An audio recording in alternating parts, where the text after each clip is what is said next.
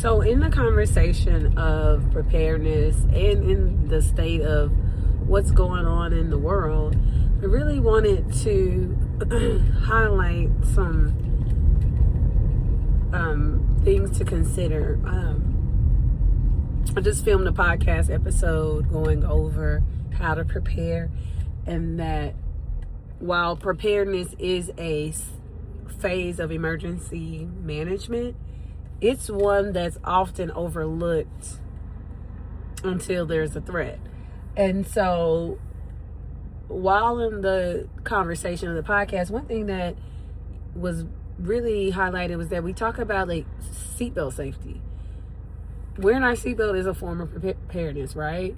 We don't put our seatbelt on before a crash happens. We do it as a state of preparedness. It's a lifestyle, and that is such a good way to frame preparedness.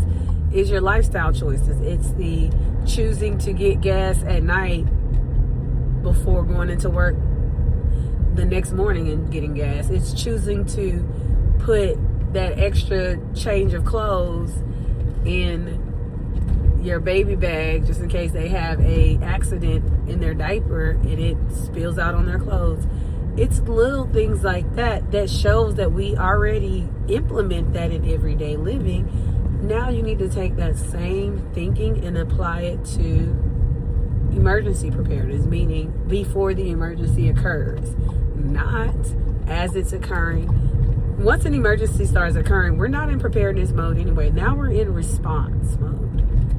We're in responding through protective actions, responding through life-saving actions. We're not even in preparedness.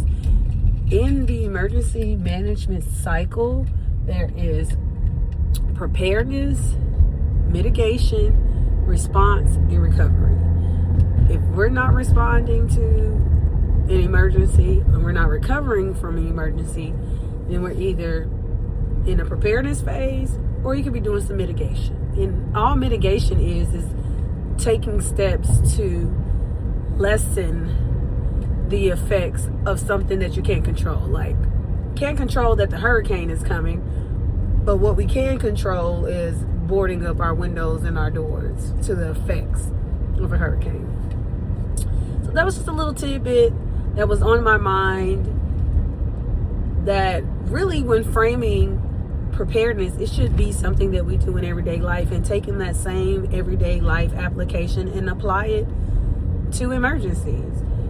I know that I need supplies such as water, the non-negotiables, my important documents, a way to communicate with my family if we're separated, a meetup place if we're separated, in emergency shelter. But first and foremost, you need to get informed. How will you know that a threat is occurring if you're not even set up to receive emergency alerts? And you can do that through your local emergency management website at the county level or at the local city level. Sign up, takes not even 2 minutes. These are all lifestyle things that you can alter that keeps you in a state of preparedness without going to the extreme of, having chickens and cows and everything else that we see on social media and otherwise. That is what emergency management tips was founded on the belief that we can be proactive instead of reactive. And I covered this topic and more in my basic emergency preparedness course that I've created. It's a course I've created to teach families, organizations, nonprofits, communities how to prepare before an emergency comes. If you're looking to have me host the class, or you would like to take the class, comment below and I'll give you the link to join my school community. And as always, I like to believe that preparedness is prophetic. So take care and stay ready.